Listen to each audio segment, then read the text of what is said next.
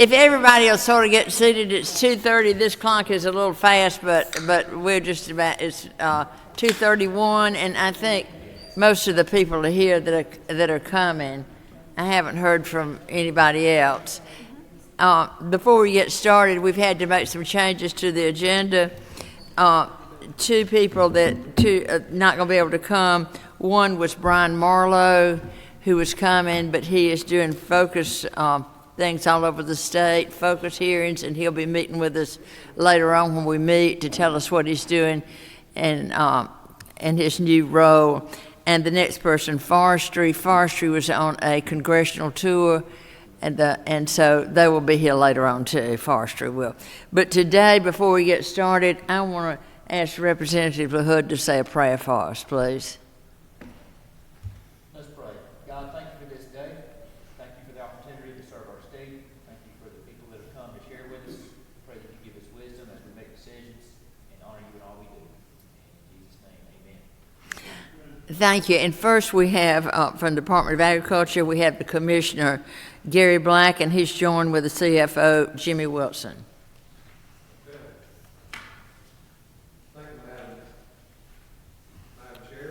Committee. Let me see. There we are. We're good. Good to see everybody. Thank you, Madam Chair, for you mentioned about starting on time. I really started on time today, except it was the wrong time.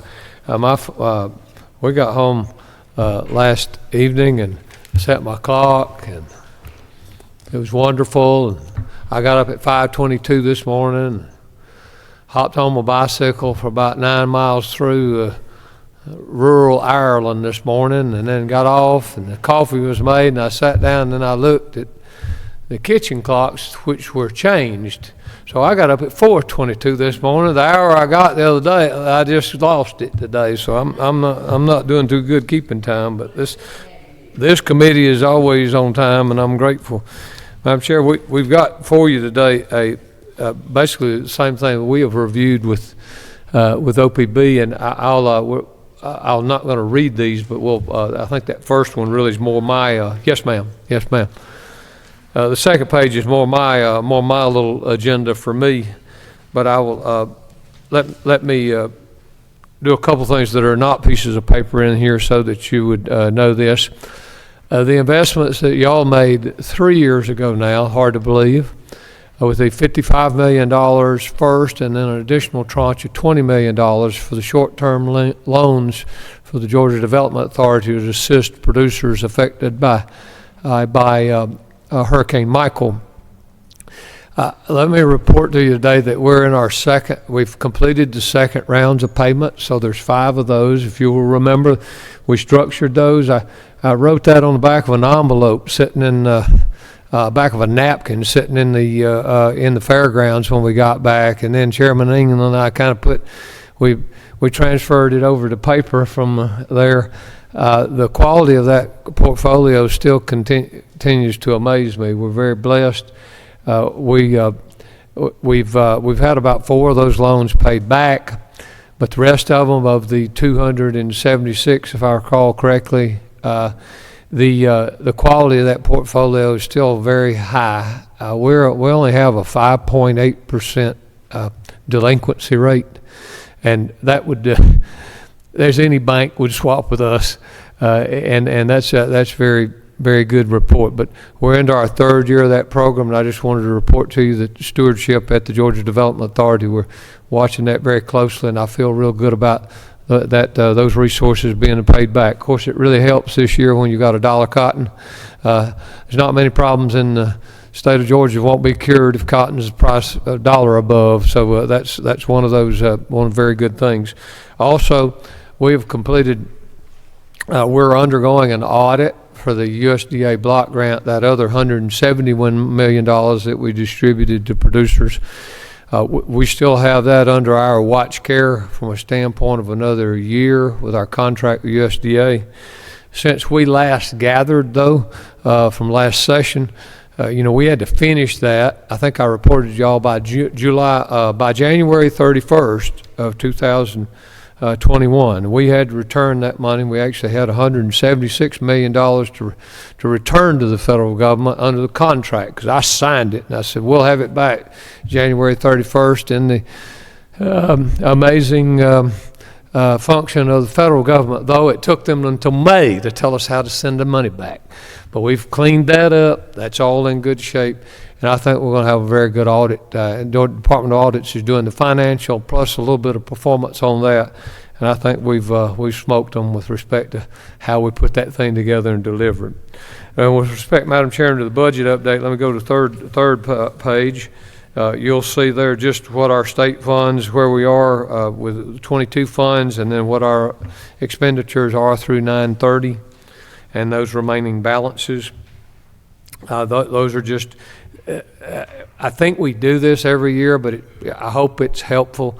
Remember, the Department of Agriculture, we have 3 program areas, GDA pure, if you will. That's consumer protection, administration, marketing, and promotion. So that's us. Everything else is what is administratively tied to us. So those are the Athens and Tifton Vet Lab, the Poultry Vet Lab, Ag Expo Authority, and Soil and Water. And so we work with some of those budget areas, but they will from time to time present to you separately. So I don't intend to talk much about them today, except you can see where their numbers are.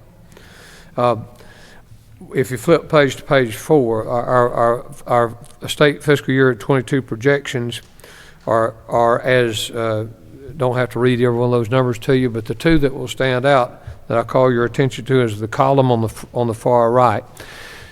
We have for a couple of 3 years experience, we wind up being, we're in budget compliance.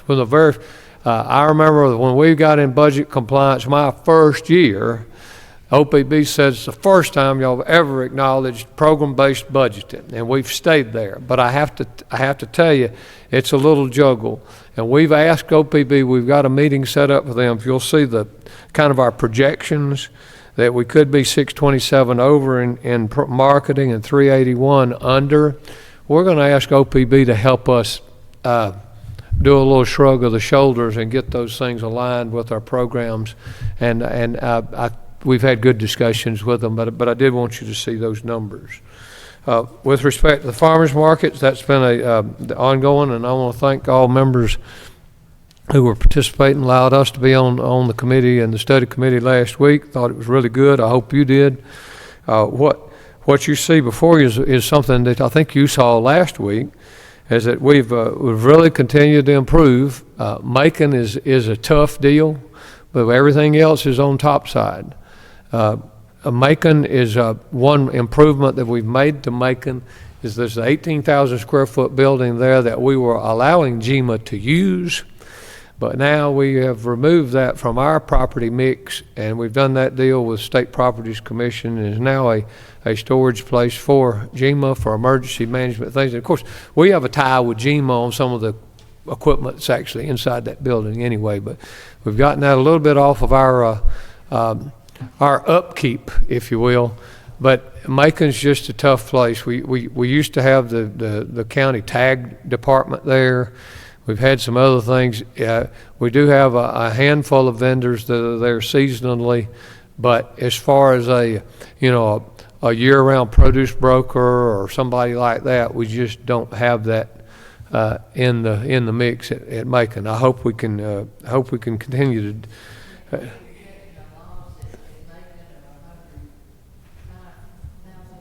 Ma'am, I'm sorry. Yes, ma'am. It's probably in that 105 unless we can do something the next 6 months. But overall, if you look at the health of the entire portfolio, we've continued to. I think the health of the whole portfolio, but it seems like Macon is getting more in real estate. Right. Yeah. Yes, ma'am. And I think we said this briefly last week.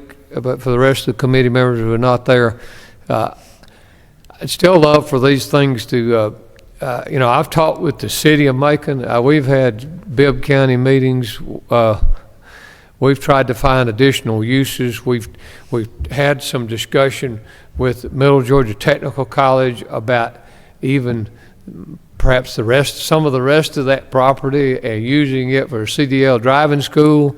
There's a lot of things. We're open for business. I want y'all to know that, because I've got a touchdown point and a training center there, and that's really about all. If we need to have a seasonal shed, because we don't want even a couple of people to go without a place to be, but I'm hoping maybe some of those opportunities are still going to come forward. Well, I tell you, you've done a great job since you've been Commissioner of Agriculture. Thank you. We've got a great team, and they've done wonderful. Page 6, Madam Chair, members of the committee, if you'll look, we've had our OPB instructions, or the call for proposals, if you will. And we've done so. We had $440,000 left on a bond that we need another 6 to add to that. This is for the Atlanta market and the entire water infrastructure, which is probably no different than some of the things you hear from major cities everywhere. It's just the same thing. We all know it's a 60-year-old facility, and we need to maintain it. We also a $400,000 for just some market cooler and warehouse repairs on some of our other markets. We also, this last one's kind of a dual request. I'll pitch it that way. My good friend from Savannah knows, and he's been a passionate advocate for the Savannah market, and we've done some good there. Way that business, we still have a major produce broker there that's in the produce business. But what we have done is taken some nickels and dimes and fixed up some, and we've got such great proximity to the port that we've opened up a Custom and Border Patrol inspection station there that's being run by private enterprise in cooperation with CBP. If the sky's the limit, and I actually think that's a future mission of this market, simply because of its proximity to the ports. And so if there were headroom as we were looking for projects, everybody's got projects, we've got them too. $1 million, if we could take a look at that, would be a big boost to the Savannah market. Representative Gallagher, we've got two.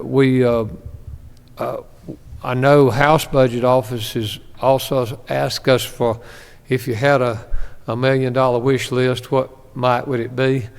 Boy, if we could take that one and my request today, that gets you to 2, and there's a lot of good things could happen in Savannah with respect to that. So I know that's a matter of how much room you have, what other priorities, but we would certainly place that before you for your consideration.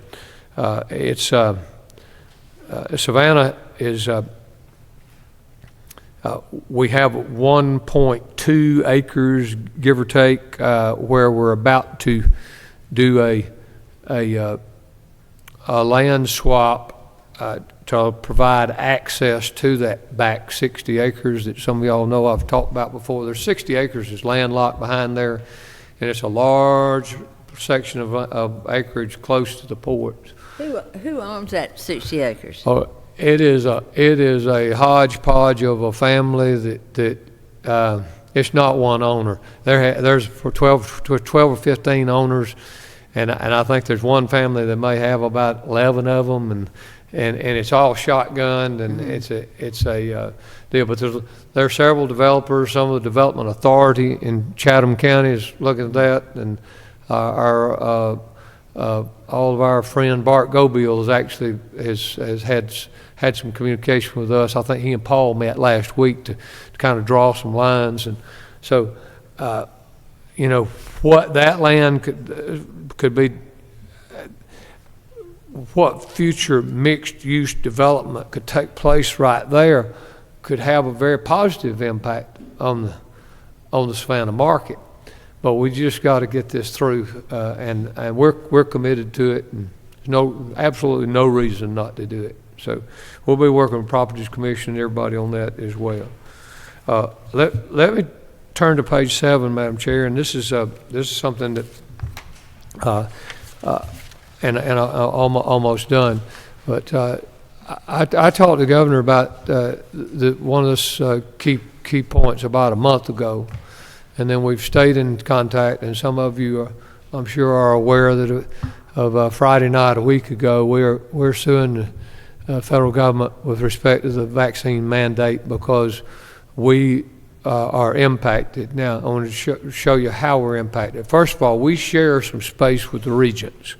And so the primary part of this lawsuit is the regents' lawsuit, which we are supporting, and I am a party to because of some of our shared facilities. But there's a looming problem that we've been trying to manage through that is not a part of this court case yet, but I have promised folks that it will be if I have to go there. And I wanted you to see the numbers because, see, we of course have state funds, and you deal with other agencies that have federal funds. We have 7.5 in federal funds, but you might not know what it goes toward. Half of our meat inspection program is paid for by USDA. And EPA is obvious, there's $665,000, and then there's some other funds. Other funds, we didn't include that, but there's probably 25 other programs. We've got a lot to do with animal health. We have other food safety contributions, manufactured food regulations. We're connected through what are relationships that are called called cooperative agreements. Now, let me tie this together. When the first notice of this vaccine mandate came out, there was indication, particularly from USDA, that they were going to consider cooperative agreements as federal employees and therefore make us subject to it. And not only, now EPA and FDA came along a little softer a little later, but USDA's original call also said that we want y'all to go be the vaccine police, and we want you to police the regulated establishments, and if they don't do what you're going to tell them, then withdraw inspection. And I'm not doing that. And I actually told the governor back then, I said, we ought to get up $7.5 million and not fool with them anymore and do our own programs. And that didn't go over too good right quick, but it's something to think about. That doesn't mean we don't want to work with our federal partners. I work with them all the time. They provide good, we need them in animal health. I need them in meat inspection. But the only guidance we have right now is, well, we've thought about it and we may not.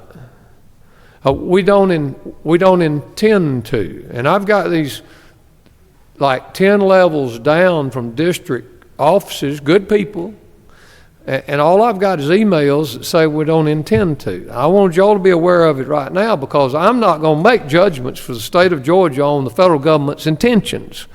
If they don't want us in, if they're not going to do this, then the Secretary of Agriculture needs to step forward and say we're not going to do it. And if he does, we shake hands and we move forward. And the same thing for the EPA administrator and the FDA administrator. And so I want y'all to see these. I'm not asking you for any money, but it is money and it affects us. And so if they change their intentions, we've got a challenge ahead of us, and then we'll have to come back to it then.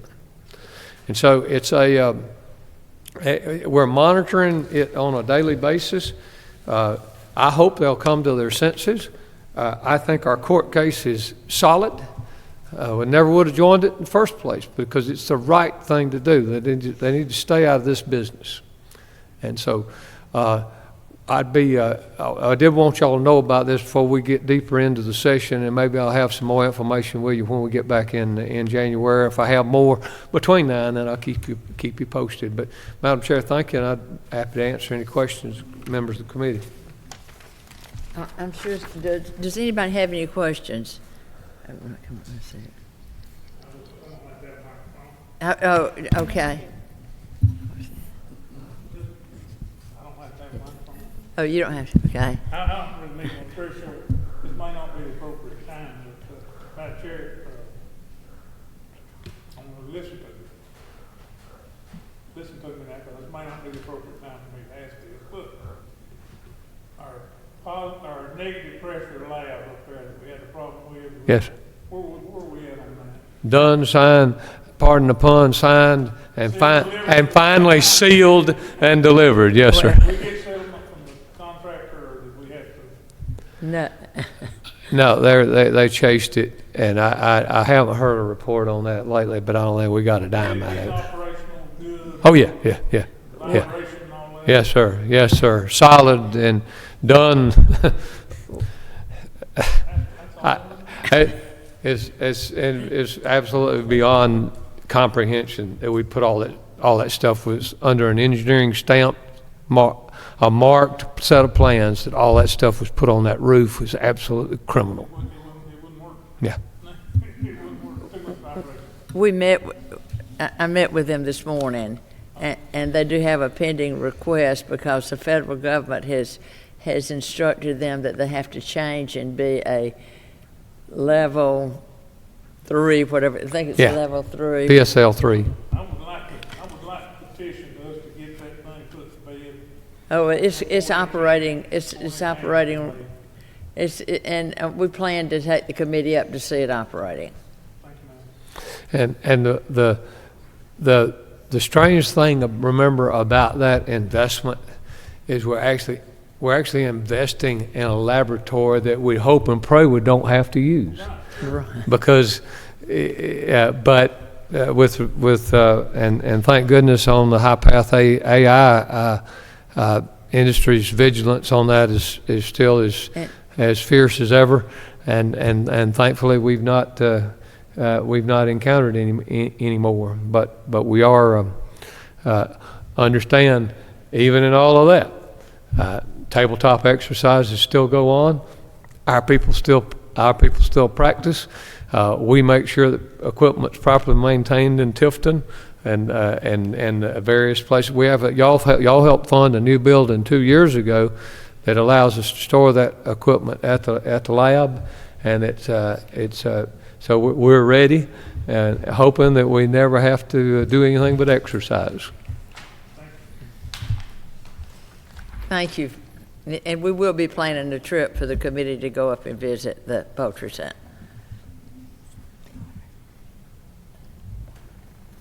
Representative Bonner. Is yours? No, I'm sorry. Representative Carl Dillion. Thank you, Madam Chair. I just want to say, Commissioner, in light of what you've done in reference to this business in the farmers market in Savannah, it has changed the narrative with in-laws produce. It's brought them back to life from a resuscitated economy that they went through. It's just tremendous. Talking to Steve and others, they're able to grow, hire their employees back. What will it take in reference to the time frame if you got the monies to continue to renovate for the cold storage renovations? Or Representative, there's a modular growth opportunity. So when we put $1 million in this presentation, you can do a lot, obviously do a lot with that. And not to be smart aleck, but if we had $2 million, you could almost do twice as much. It's just a matter of, I do think we need to do something. We need a little expansion down there to show our commitment, because the business has made some investments, and we have too. But there's the trajectory of that business is very strong and very healthy, and I think those would be wise investments. So, I mean, there's what's the last building you and I looked at, 3.5, something like that. That would be, we'd love to be in discussions with the committee if that was something you had appetite for, because I know we can justify it. And Chairman Dickey's asked for a deeper dive into some of the other markets, and we've provided some of that. I don't know if you've been able to see some of it. It goes back to some of the older footprints that the way we see Atlanta developing, and but that's Atlanta. But to Savannah, you know, if a couple $1 million would be a real shot in the arm for Savannah and for that business, if we can find that, and we'd love to work with you on that. Thank you for your service. Do I have any other questions? Thank you, and thank you, Madam Commissioner Chair. Bryant. Appreciate y'all. Thank you so much, and thank you, Ms. Wilson, for coming. Absolutely.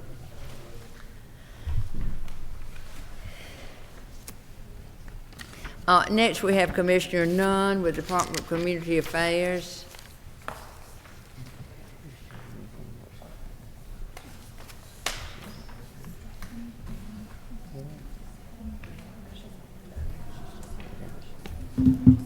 Thank you, Madam Chair, Thank you, Commissioner. members of the committee. It's always good to be with y'all. I really ought to learn from Commissioner Black to bring props or slides. I don't have any handouts, but I thought I would walk you through a little bit of an update on the DCA front, and then entertain any questions that you might have. Just a quick update. We're extremely busy on more fronts than I can count right now. We are wrapping up, and some of you have joined us on the road.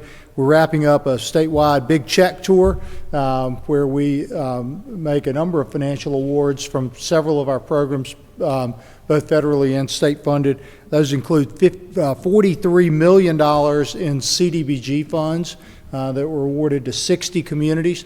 I actually had a presentation right before coming here, and then we will be in Perry tomorrow in Middle Georgia for our next presentation. We recently awarded $9 million in federal ESG, Emergency Solution Grant, and HOPWA funds to about 65 local communities and nonprofit organizations throughout the state that are a part of the balance of state continuum of care and seek to address homeless issues in the state. Our housing tax credit team is poised today to announce competitive tax credit awards to 28 developments in 26 communities. And a fun event that Commissioner Black and I were both had the opportunity to participate in as part of our Historic Preservation Division, which moved over to DCA from DNR last July. We were in Perry during the Georgia National Fair, recognizing 29 family farms as centennial farms. So over 100 years of successful and successive operation, and that included, for those who may not know, Representative John Burns' farm. So that was a fun event.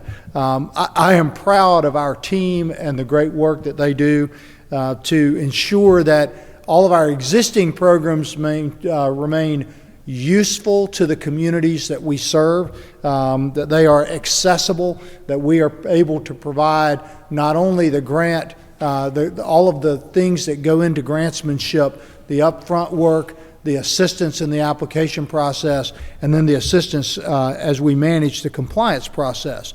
But there's also been a lot of hard work on the DCA front as it relates to a number of new programs. And I thought I would spend my time today primarily focused there on a few that I know are of interest to this committee. And I'm going to start on the state side with 3 new One Georgia programs that you provided for in the last session.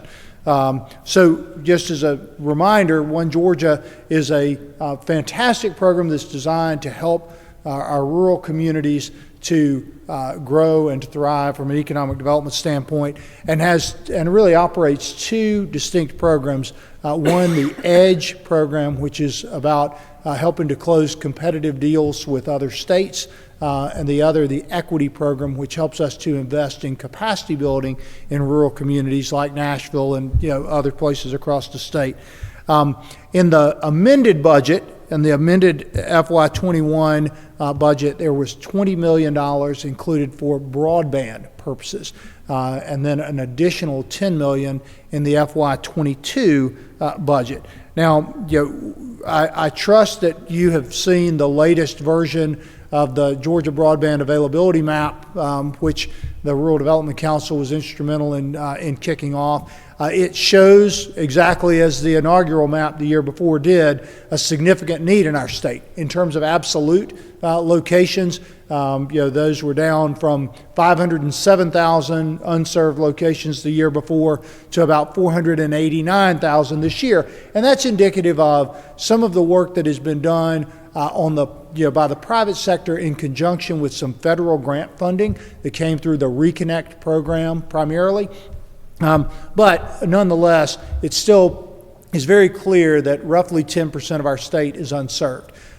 Using the funds that you appropriated last year, we were poised on June 1st to launch the Georgia Broadband grant program. However, I am sure that you are all very aware of the significant amount of resources that flowed through the American Rescue Plan Act, and specifically the State Fiscal Recovery Fund, as well as some capital improvement funds and the like. What we determined was that it would be imprudent, in fact, perhaps confusing to communities for us to launch two programs simultaneously, especially with the federal funds providing in excess of $400 to $500 million for these projects. And so what we are doing, and I participate along with probably several of you on the various state fiscal recovery fund task forces or programs that are reviewing applications. To date, we have received, and of course the deadline was October 31st, a number of broadband applications for grant funding from the state in partnership and really leveraging much of the model that we had built for the One Georgia funds. And with the One Georgia funding that you appropriated, we are waiting to determine where the gaps lie in the OPB, the Governor's Office of Planning and Budget process. We already suspect that there are a handful of our most rural communities that are most unserved that will likely fall through the gaps in that overall process. And so we are, as we speak, and look forward to updating you when you get into the session in January. As we speak, we are beginning to review those applications to identify where best to deploy or redeploy those One Georgia funds for broadband purposes. So that was a significant add in the budget last year, which again, we were poised to hit go on June 1st. With the advent of those funds, we are really looking at the latter part of this calendar year or the very beginning of next year to deploy those funds in a way that fills the gap that arrives as a result of the ARP process. Another significant program that was added in last year's budget, in the FY22 budget, is the Rural Innovation Fund. You provided $39.5 million for this new program that the governor had included in his budget. And this program was envisioned based on experience during COVID.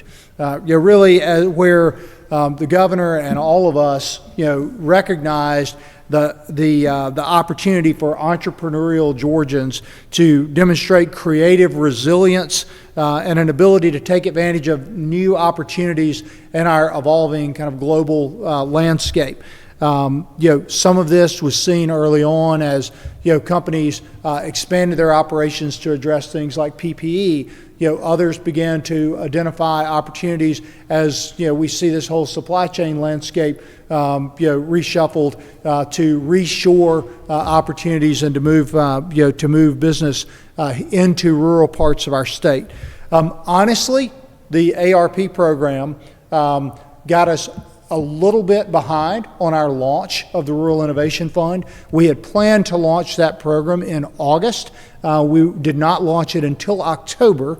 And so on a very short timeline from the inaugural launch until the deadline, the first quarterly deadline for applications, which was Friday, we have received 10 applications from all across the state for that new rural innovation program. And we are just beginning, because again, the deadline was close of business on Friday. I'm here on Monday afternoon. We are just beginning to cull through those applications for that program. And I will tell you that the interest and the demand for that program exceeds the 10 initial applications. I think that there are a number who, again, either on a short timeline or on a timeline that also coincided with the ARP timeline of October 31st, said we're not coming in the first quarter, but we're looking out to the next quarter for applications. So look forward. Yeah, absolutely. What was your definition of rural counties? That sort of threw us off sometimes, Yeah. So the definition of rural cuts across all of one Georgia. And so what is I'm getting there. Okay. So it's actually two tiers. The first tier are eligible counties, right? And those eligible counties are based on population of 50,000 or fewer in the county. There is a second tier that is referred to as conditionally eligible. The conditionally eligible communities and a project that would be submitted from a conditionally eligible community would be subject to much greater scrutiny than a truly rural application, because it would be focused on significant regional economic impact. That really includes many of our communities, if not all of our communities, outside of the metro Atlanta region. I can give you a couple of examples so that you have an idea of the regional impact of those projects. One, for example, if I recall several years ago, and this was again, all of our programs subscribe to the same definition. This was a project down in the Savannah area. It was a significant expansion, capacity building of an industrial park adjacent to the Savannah airport. When we looked at the benefit or the potential beneficiaries to that economic expansion, one included a prospective expansion for Gulfstream, and Gulfstream employed at the time people from about an 80-county catchment, across southeast Georgia. The regional impact there was significant. Another in Lowndes County, which is a conditionally eligible county. Recently, I believe it was last year, if not the prior, there was a Japanese company that sought to invest in Lowndes County. It's a company called Arglass. This had certainly significant impact in Lowndes County, but really when you looked at the job creation, that was going to be significant for the community as a whole. Places like Bullock County, are conditionally eligible and require the support of their broader region, as opposed to one of those eligible straight up counties that's the 50,000 cap. What do we do to help the tax base of true rural counties? Yeah, no, I think that everything we do in the One Georgia program certainly helps the tax base. This is something we look at all the time, and there are, this is not a one-size-fits-all program. There are, I think, immediately about another tool in our arsenal, where I was meeting with a community down in southeast Georgia. I believe it was in Tattnall County, and the project that they were working on, which applied for no funding whatsoever. We simply helped them with some technical assistance, was going to increase the property tax base in that community by $30 million. That's the kind of project that... What county was that? It was going to be Tattnall County. Tattnall County. Right. Well, one thing that bothers us so much is that 100 counties in Georgia lost population. That's right. In the census. And we've got to do something to build up rural Georgia. I promise you that your goal and our mission is 100% aligned. Well, I hope it is, because when we started One Georgia, I was on the first One Georgia Commission, and you and I have had a lot of conversations about One Georgia. And that was tobacco money we lost. Well, and it's coming to an end pretty soon. I think the tobacco money ends like in 2025 or 26? I think you're right. Because this program no longer receives direct funding from Funding. tobacco funds, I have looked at that in the past, and it's sometime in the mid-20s where think it is those too. funds run out. And we've used those funds all over. When the monies got tight in the state, That's right. we took it away and put the tobacco money. It really hasn't been used. That's right. I will assure you, Madam Chair, and I look forward to getting you our One Georgia annual report for this Okay. year. If you look at the impact of this program in rural communities all across this state, it is significant, and we thank you for the continued support. I'm excited. I will briefly mention the third program, which is we are in the process of standing up, but it is subject to future appropriation. I'm excited about these additional tools in our arsenal, but you can be proud of the work that for the last 20 years that the One Georgia program has done through Equity and Edge. It is significant. The additional program, and again, I just mentioned kind of the early returns, after a month in the Rural Innovation Fund. We'll have, following our December meeting, we'll have some early returns to share with you there. So look forward to that. There was a third program that I will just briefly mention, which was included. It was pursuant to Senate Bill 255 in the 2021 session. It's the Border Region Retail Program. It was not funded, but it was included in the One Georgia portfolio. Again, that was Senate Bill 255, and we are diligently, among all of our other these programs that we have stood up that are funded, are working to deploy that program subject to future funds. I'm not familiar with that. When was it put in? We passed this, was it the It was, I believe that you passed it on, what was the last day of your session? last day? Could you tell us about it? So this is a program that I'm happy to give you kind of the high level, and then again, we are in the midst of designing the program, but it is a program that is intended to ensure that our communities that are adjacent to bordering states are able to compete for significant retail investment.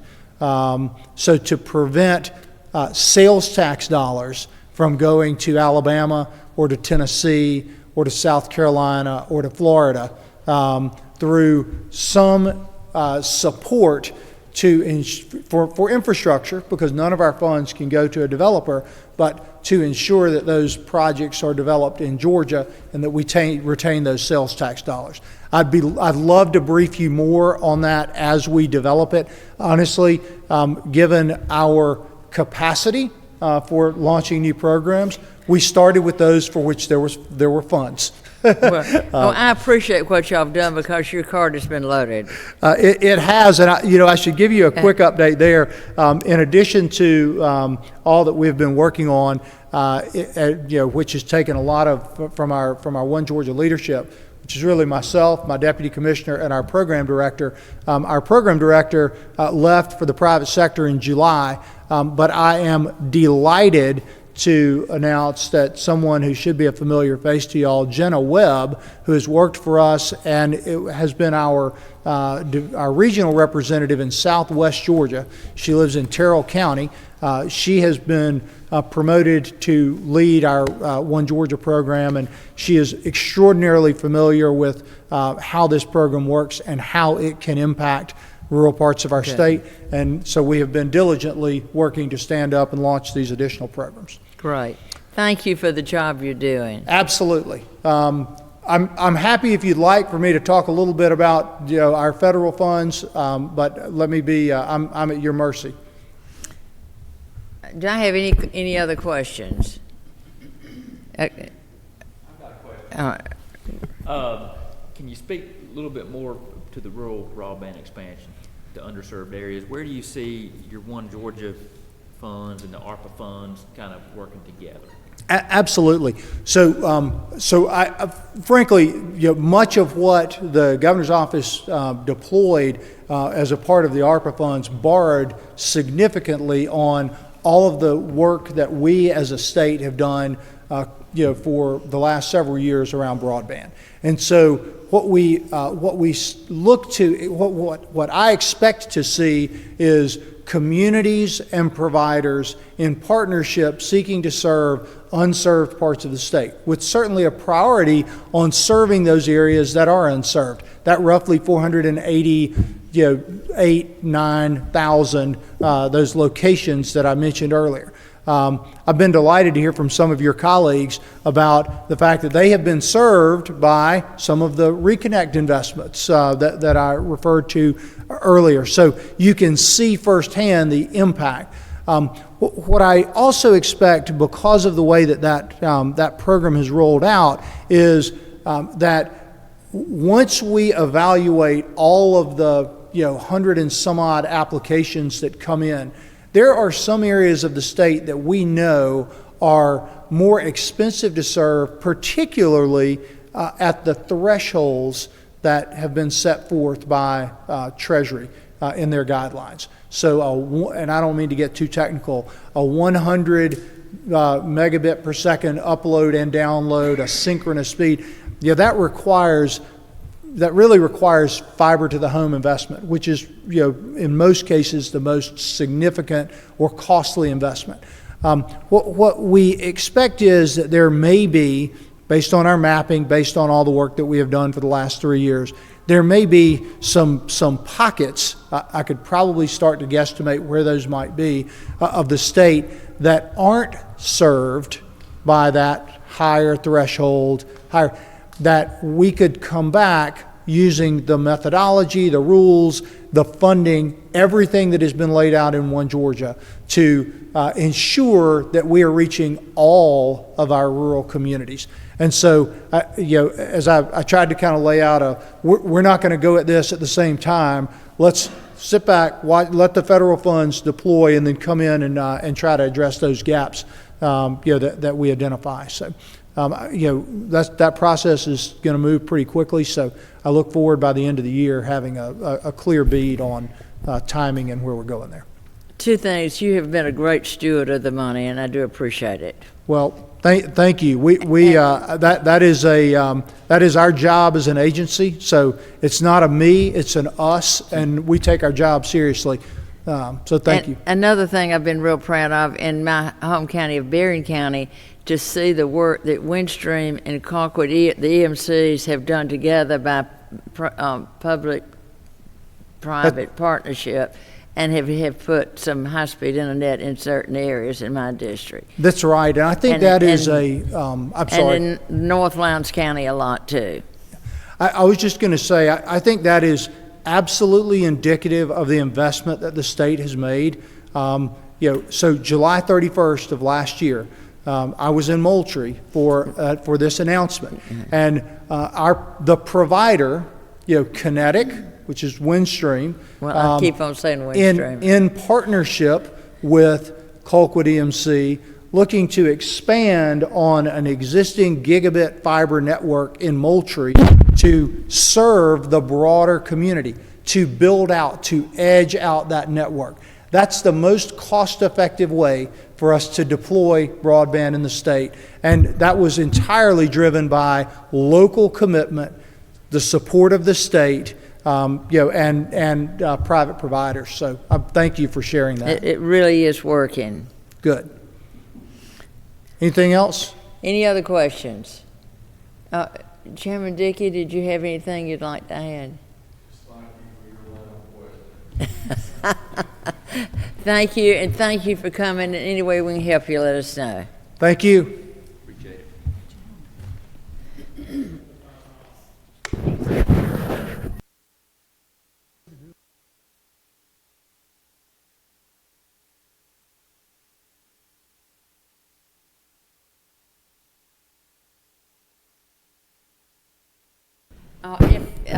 This meeting is adjourned, and if you have anything you'd like to talk with us about later, we'll be here. Thank you. Thank y'all for